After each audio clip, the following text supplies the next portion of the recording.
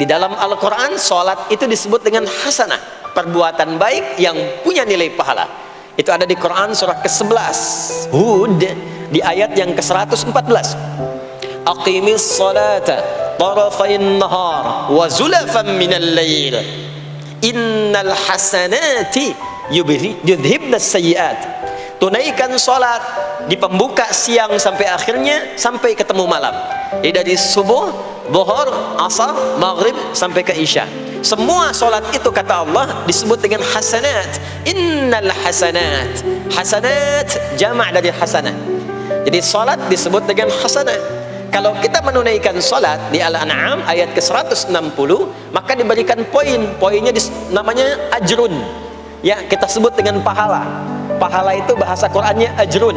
Di Quran surah At-Tin, lahum ajrun ghairu mamnun. Begitu kita mengerjakan amal soleh, maka diberikan pahalanya. Perbuatan amal solehnya disebut dengan hasanah, pahalanya disebut dengan ajrun. 10 itu ngitungnya bukan begini, bukan 1, 2, 3, 4, itu terlalu sedikit. Di hadis Muslim, ukuran 1 keduanya 500 tahun, 2 ketiganya 500 tahun, 3 keempatnya 500 tahun. Jadi sekali kita menunaikan sholat 10 nilainya, setiap 10 itu 1 keduanya 500 tahun, 2 ketiganya 500 tahun. Kalau ditunaikan di masjid, ya, ditunaikan di masjid, nanti dapat lagi tambahan pahalanya. Baru masuk datang ke masjid dengan niat sholat, bukan yang lain ya. Kan ada orang yang kadang ke masjid niatnya tidak sempurna ibadah, mungkin janjian ketemu teman, ya, akhi, bro, ketemuan yuk, ya. Di mana? Di Pondok Indah aja, sambil sholat zuhur. Sambil sholat zuhur. Jadi sholatnya sambil, ya, nyambi itu, ya. Substansinya mau ketemu kan? Agenda intinya ketemuan sambil sholat zuhur. Nah, kalau kita niatkan mutlak untuk ibadah, apapun itu, mau sholat, mau baca Quran, mau i'tikaf, itu baru datang, baru menginjakkan masjid, masuk dengan kaki kanan, baru datang, itu sudah dicatatkan 25 kebaikan. Belum apa-ngapain. Jarak 1 keduanya tadi 500 tahun, 2 ketiga 500 tahun. Kalau dilakukan sholatnya berjamaah, maka dapat tambahan 27, kalikan 27, sudah dapat 10 kali 27 berapa tuh? Ya, 270. Setiap satunya kalikan 500 tahun. Maka sholat di masjid itu bukan main-main. Itu kelihatannya nanti 2. Saat sakaratul maut, pahala itu ditampakkan. Jadi pahala itu bukan sekarang, pahala itu saat kita pulang. Nanti begitu akan meninggal, ditampakkan itu, ya, pahala yang telah kita kerjakan itu dalam bentuk amal yang diridhoi oleh Allah. Makanya orang-orang yang rajin beramal saleh, ya, hasanahnya banyak, itu hidupnya tenang. Karena dia merasa tenang, jiwanya pun tenang. Ketika pulang pun dia berada dalam ketenangan. Itu yang menjadikan dia kadang senyum. Ada orang yang akan meninggal itu senyum, dia sedang baca Quran, ada yang sedang duduk, ada yang sedang ngaji, ada yang sedang sholat. Saking tenangnya, panggilannya pun tenang. Quran surah 89 ayat ke-27 sampai ayat 30. Ya ayyatuhan nafsul mutmainnah, hei jiwa-jiwa yang tenang, irji'i ila rabbiki radiyatan mardiyah, cepat pulang, aku sudah ridha dengan amalmu, engkau pun akan ridha dengan pemberianku. Fadkhuli fi ibadi, masuk golongan hambaku. Ibad itu jamak dari kata abdun. Abdun itu adalah nama bagi hamba yang senantiasa memperbanyak ibadah. Ketika dia ibadah punya hasanat, maka dikonfirmasi saat pulangnya, ditampakkan hasanatnya, ditampakkan hasil pahalanya. Itu yang menjadikan, pernah dengar Sayyidah Asyah, Siti Asyah? Siapa beliau? Istrinya Fir'aun kan? Ya, kan ada kisah Fir'aun dalam Al-Quran. Ketika beliau akan dieksekusi oleh Fir'aun, la'natullahi alaihi, Fir'aun itu akan mengadab, akan menghukum istrinya sendiri, Sayyidah Asyah. Ketika akan disiksa dan sudah diikat dalam tiang itu, akan disiksa, maka beliau berdoa, Siti Asyah itu, dan doanya diviralkan di Al-Quran. Rabbi bennili indaka baitan fil jannah wa najjini min fir'auna wa amali. Ya Allah, aku telah berislam, mempertahankan akidahku saat ini sampai dengan sekarang, maka mohon ya Allah, berikan kepadaku anugerah di surga nanti, bangunkan satu istana di surga, dan selamatkan aku dari buruknya siksa Firaun sehingga menjadi tanda bagi orang-orang yang akan beriman bahwa beriman itu menyenangkan. Maka apa yang terjadi? Saat sakaratul maut itu ditampakkanlah oleh Allah istana di surganya, maka dia tersenyum. Dalam senyum itu Firaun kan gak ada imannya, jadi gak ada koneksinya.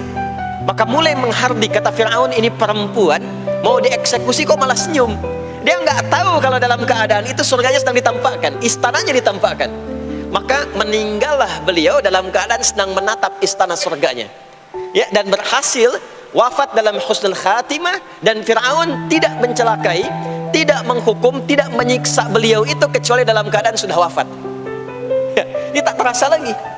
Itulah orang-orang yang saleh, orang-orang yang punya banyak hasanah, ditampakkan sakaratul mautnya, lalu dihisab, nanti baru dikonfirmasi. Maka sekarang diberitakan sebagai ilmal yakin, saat sakaratul maut diperlihatkan sebagai ainal yakin, saat masuk nanti ke surga dirasakan sebagai haqqul yakin. Maka ada ilmal yakin, ainal yakin, haqqul yakin. Itulah yang menjadikan kita sering berdoa supaya semua kegiatan dunianya menjadi hasanah, dan di akhirat dikonfirmasi lagi hasanahnya. Ada di Al-Baqarah surah kedua di ayat ke-201. Wa minhum may yaqulu rabbana atina fid dunya hasanah wa fil akhirati hasanah wa qina adzabannar. Nah, perbuatan hasanah yang pertama itu salat. Jadi ketika kita salat ada pahala. Pahala itu urusan akhirat. Nanti ketika meninggal dapat. Itu bekal pulang. Kita gambarkan nih supaya nggak bingung ya. Yuk, kita ilustrasikan sejenak ya. Bismillah. Bapak Ibu kelihatan ini ya? Ibu kelihatan Bu ini? Alhamdulillah, alhamdulillah. Ini pejuang subuh belum ditulis sudah kelihatan ya. Alam itu kan yang kita tinggali, kita rasakan, dan nanti yang kita yakini ada 3 kan? Ini sering saya sampaikan belakangan ini di beberapa kesempatan. 1, sekarang ada yang disebut dengan ardun, al-ard, yang kita terjemahkan dengan bumi tempat kita tinggal sekarang. Ya, sekarang kita ada di mana? Di Masjid Pondok Indah ya. Bagian dari bumi. Ini di bumi. Sifatnya disebut dengan dunia. Jadi dunia itu asalnya bukan nama alamnya, tapi lebih kepada sifatnya. Ya, dunia dari kata dana yadnu dunuan wa dunyaan, artinya sesuatu yang cepat, sesuatu yang fana, sesuatu yang rusak, yang hilang. Jadi semua sifat kehidupan kita di tempat ini itu berlangsung cepat. Ya, kayaknya baru kemarin ketemu, sekarang sudah ketemu lagi. Kayaknya baru kemarin kenalan teman SD, sekarang sudah saling punya cucu. Ya, dan semua sifatnya rusak. Ini gelas kalau didiamkan, besok-besok kotor, rusak. Baju kalau didiamkan gak diapa-apain, rusak. Ya, kendaraan kalau didiamkan semewah-mewahnya gak diapa-apain, rusak. Itulah dunia. Kenapa diperkenalkan viral dunianya dibandingkan dengan bumi dan ardunnya? Untuk memberikan kesan yang kuat kepada jiwa kita. Hei, jangan sampai terjebak dengan kehidupan dunia yang sementara yang ditinggalkan. Jangan memperebutkan sesuatu yang rusak. Jangan berselisih pada sesuatu yang hilang. Ya, kan sekarang banyak orang aneh ya, memperebutkan sesuatu yang pada akhirnya yang diperebutkan itu rusak sendiri.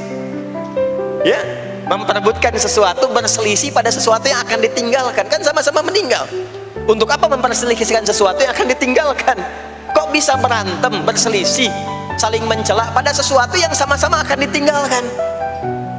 Itulah kenapa sering dipopulerkan dengan nama dunia. Dunia, ingat ya, kita tinggal di dunia ini. Maksudnya apa? Hei, hidupku sementara. Hei, terkadang kita lupa bahwa itu akan berlangsung dengan cepat. Saat nanti meninggalkan tempat itu, ada tempat lain yang akan kita kunjungi. Setelah dunia apa? Belum ke akhirat. Ada waiting room dulu. Sini ada waiting room. Tempat nunggu sementara sebelum nanti ke alam yang ketiga. Namanya disebut dengan kubur. Afala ya'lamu idza bu'thira ma fil kubur. Surah apa itu? Surah Al-Adiyat, surah ke-100 di ayat yang ke-9. namanya kubur. Sifatnya disebut dengan barzakh, ya, alamnya barzakh. Bainahuma barzakhul la yabghiyan. Barzakh itu pemisah, bukan alam yang sesungguhnya berkehidupan, bukan. Sementara aja pemisah dari alam yang lain. Jadi sekat yang tak nampak sekatnya, tapi memisahkan dua yang berbeda, itu disebut barzakh. Bapak Ibu, kalau kita pernah lihat di lautan, atau orang diving menyelam ke laut, atau kita lihat misalnya suka ada program di YouTube ya tentang lautan itu, kan air yang tembus ke laut itu dari mana-mana, kan dari sungai menyatu. Pernah lihat ada bagian lautan tertentu yang nggak nyambung tuh arusnya antara kanan dengan kirinya. Ikan yang di sini nggak bisa tembus ke sini, begitu ke sini balik lagi, sini balik lagi. Nah itu barzakh namanya. Barzakh pemisahnya, nggak kelihatan, tapi memisahkan dua bagian yang tidak menyatu. Bainahuma barzakhul la yabghiyan. Alam ini kenapa disebut barzakh? Karena dia memisahkan antara kehidupan di bumi dengan sifat dunia, dengan kehidupan di alam yang ketiga namanya akhirat. Akhirat. Kalau sudah ada taknya, ada akhir, ada akhirat. Kalau sudah ada taknya di ujung, itu artinya ujung sesuatu yang gak ada awal lagi setelah itu. Dia sudah berakhir di situ. Ya. Jadi kalau di sini meninggal, masuk ke sini. Di sini selesai, ke sini ke akhirat. Tapi kalau di akhirat ini ujungnya gak ada meninggal lagi. Ya, gak ada wafat lagi, gak ada meninggal lagi. Jadi gak usah update status kalau di sini, statusnya akan abadi. Kalau di sini masih berpindah-pindah, ya mau status apapun dunia akan ditinggalkan. Begitu selesai pindah ke sini. Di sini mulai sama. Yang pejabat, yang pengusaha, pebisnis, ya, yang diplomat, yang macam-macam sampai ke sini mulai sama. Almarhum. Nanti bedanya dihisab. Begitu sampai sini statusnya akan diraih sesuai dengan amalan yang ada di sini. Nah, mohon izin, mohon maaf, kalau di sini yang semua kita kerjakan, aktivitas kita disebut dengan amal, pekerjaan kita yang melahirkan bekal itu, ya, maka tuntutannya cuma satu, amal saleh. Pastikan semua amal perbuatan yang kita kerjakan soleh. Soleh itu artinya dipandang baik oleh Allah, singkatnya begitu. Kalau makan dengan cara yang soleh, yang Allah senangi. Minum yang soleh. Berpakaian yang soleh. Bekerja yang soleh. Maksudnya kalau Anda cari pekerjaan, cari yang dibenarkan oleh Allah. Jangan bekerja dengan korupsi, jangan bekerja dengan cara menyogok, jangan bekerja dengan mempopulerkan riba misalnya. Kalau makan yang soleh, jangan makan yang haram, jangan makan hasil dari pencurian, itu namanya soleh. Kalau kita kerjakan semua aktivitas kita, pekerjaan semuanya soleh, maka tadi dia akan punya nilai. Nilai itu yang disebut dengan hasanah. Ya. Hasanah ini punya poin. Poinnya yang disebut dengan ajrun, yang kita kenal dengan pahala, yang tadi saya terangkan. Nah ini hasanah, ajrun. Hasanah ini yang ikut ke alam kubur nanti. Yang ininya tidak amalnya. Contoh gampangnya begini, saya tunjukkan. Ini ada minuman. Ya. Minum itu kan aktivitas standar, amal standar untuk menghilangkan haus. Siapapun bisa minum. Mau yang beriman, mau yang belum beriman. Saya sering katakan belum beriman dengan harapan sama-sama beriman sebelum wafat. Ya itu adabnya. Maka bagaimana cara minum ini supaya menjadi soleh? Kata Nabi di hadis Al-Bukhari, perhatikan, idza quddimat ta'amu, kalau hidangan disajikan, mau makanan mau minuman, khudh bi yaminika ma yalik, ambil dengan tangan kananmu, thumma sammillah aw iqra bismillahirrahmanirrahim. Maka sebelum diminum ucapkan bismillahirrahmanirrahim. Maka kalimat bismillahirrahmanirrahim itu yang akan menjadikan aktivitas minum menjadi hasanah. Dituliskanlah pahalanya, namanya ajrun. Minumannya selesai, itu masalah dunia. Hausnya hilang, keluar jadi kotoran, itu minumannya. Jadi gelasnya nggak ikut ke alam kubur. Ya, minumannya nggak ikut. Yang ikut apanya? Ini hasanahnya. Jelas sampai sini? Karena itu, semua aktivitas yang kita kerjakan dalam berkehidupan itu pasti ada pedoman dalam Al-Quran dan hadis detailnya untuk membimbing semua aktivitas kita menjadi soleh. Pedoman itulah yang sering kita kenal dengan nama doa namanya. Nah, silahkan Bapak Ibu cek, tidak ada satupun di dalam Islam aktivitas yang dikerjakan kecuali bersanding dengan doa di dalamnya. Coba cek ya, bangun tidur sudah ada doanya? Sudah. Makan ada doanya? Berpakaian ada doanya? Dan kalau kita mau jujur, itu semua aktivitas doanya nggak sama. Bangun tidur dengan mau tidur sama nggak doanya? Bahkan urusan ke masjid nih, masuk masjid ada doanya nggak? Kakinya diatur kan? Kanan. Keluar masjid ada doanya? Doa masuk dengan keluar sama nggak? Tidak. Ada yang mau ke toilet ya, masuk toilet, kakinya diatur nggak? Kaki apa masuknya? Kiri. Keluar? Ada doanya nggak? Nah, perkara ke toilet pun bisa jadi amal soleh. Karena semua yang dikerjakan dalam Islam itu bernilai. Allah itu ingin mendidik kita, jangan sampai melakukan sesuatu yang tidak ada manfaatnya. Dan kalau sudah ada manfaat, jangan tanggung. Jangan hanya jadikan kegiatan itu terbatas pada satu alam saja. Dunia dapat tapi alam kubur gak dapat. Dunia dapat tapi akhirat gak punya bekal. Gimana nanti pulang ke akhiratnya? Ya, saya mau tanya sebentar. Maaf ya, kita yakin gak bahwa kita akan meninggal? Saya ulang, yakin gak akan meninggal? Baik, sekarang pertanyaannya, kalau sekiranya meninggal, pindah alam atau tidak? Pindah kan? Makanya diumumkan di Masjid Raya Pondok Indah, inna lillahi wa inna ilaihi rajiun, telah meninggal dunia, telah meninggalkan dunia. Artinya keluar dari sini. Sekarang kita pakai hukum dunia sebentar. Biasanya begini, kalau orang pindah tempat, walaupun ada di satu alam, itu pasti butuh bekal. Dan kadang bekalnya nggak sama. Contoh, nanti Ramadan, setelah itu masuk Idul Fitri, biasanya ada mudik ya. Mungkin nggak mudik kalau nggak ada bekal. Saya sering perhatikan setiap tahun, orang itu mau mudik kalau ada bekalnya. Masya Allah, cuman motornya bebek ya, tapi kan bekalnya ada yang singa, ada yang sapi ya. Itu ditambah lagi pelepah pisang, kasih dus lagi, kasih tulisan, sayang tunggu aku pulang gitu kan ya. Kan dikumpulkan kan. Dan saya pernah tanya, kenapa mas gak pulang? Gak ada bekal pak katanya. Jadi orang mau pindah tempat saja itu perlu ada bekal. Anda kesini kalau nggak ada bekal nggak mungkin sampai. Sekarang kalau pindah dari Indonesia ke Singapura, sama nggak mata uangnya? Beda. Di Malaysia sama nggak? Semakin jauh ke Saudi, ke Amerika, hukumnya mengatakan setiap pindah tempat pasti bekalnya beda. Jangan pernah kita mengharapkan atau membuat hukum sendiri ketika pindah tempat. Jadi sesama dunia saja tempatnya, bekalnya sudah beda. Sekarang Anda menginginkan pindah alam dari dunia ke kuburan, bekalnya pengen sama, mustahil.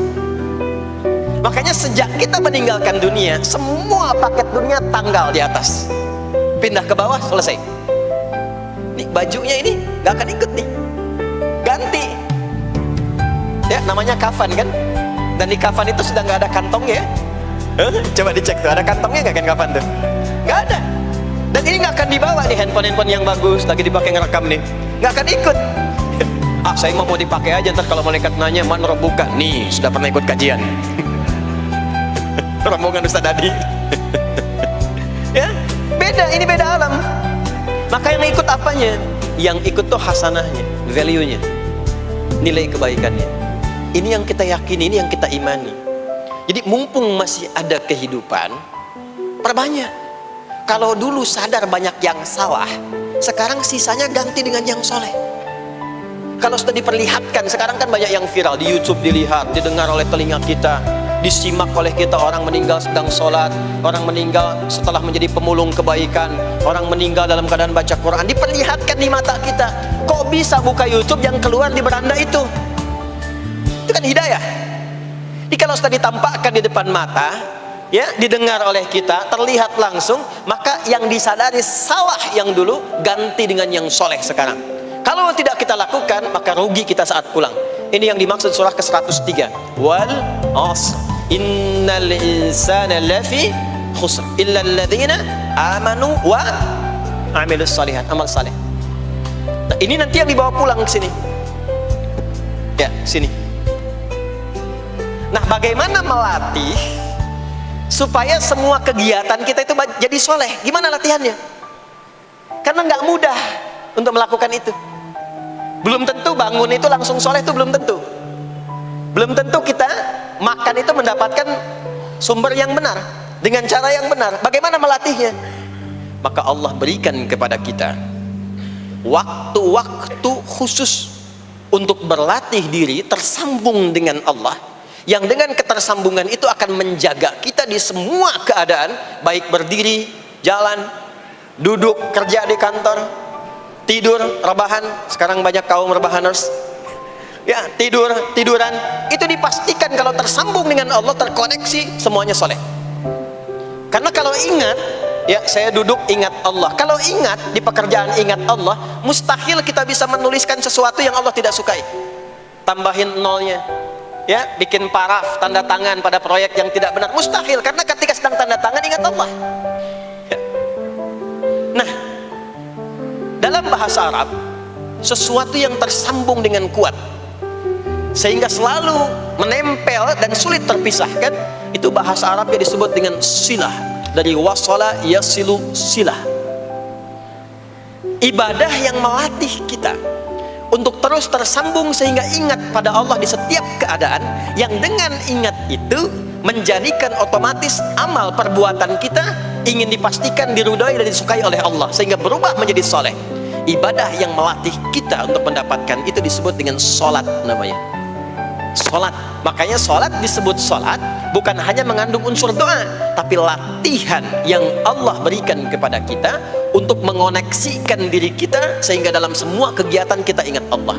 Itu yang dimaksud di Quran surah keempat An-Nisa di ayat ke-103. Ya. Fa idza qadaitumus salata, maka jika anda telah tuntas mengerjakan sholat, fadhkurullah. Ciri orang yang berhasil sholatnya adalah dia mampu mengoneksikan dirinya dengan Allah. Makanya kalau sudah selesai sholat, kita sudah ingat Allah. Nah, kalau belum ingat Allah, diminta coba ingat lagi. Selesai sholat, jangan buru-buru meninggalkan tempat kita sholat. Ingat dulu, sambungkan dulu, sehingga saat keluar dari tempat kita sholat sudah ingat Allah. Bahasa Arabnya mengingat Allah itu disebut dengan zikir, zikrullah. Karena itu sholat disebut dengan zikir. Buka Quran surah ke-20 Toha ayat ke-14. Saya nggak akan keluar dari Quran hadis sehingga nggak bisa didebat.